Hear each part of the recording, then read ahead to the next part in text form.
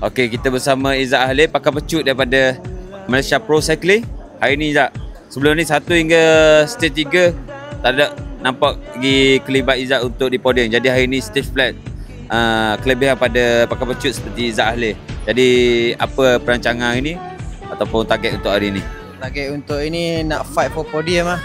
Tengok kalau ada ruang saya try cuba yang terbaik untuk dapat podium hari ni, insya-Allah.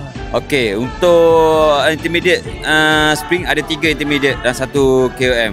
Adakah ada perancangan untuk collect point untuk sprint jersey ke? Kalau tengok, kalau kata intermediate sprint pertama tu masih dalam bunch, saya cuba lah untuk collect. Tapi kalau ada breakaway, saya stay dekat peloton je, standby untuk bunch hari ni. Okey, Izzat Halil, good luck for stage hari ni.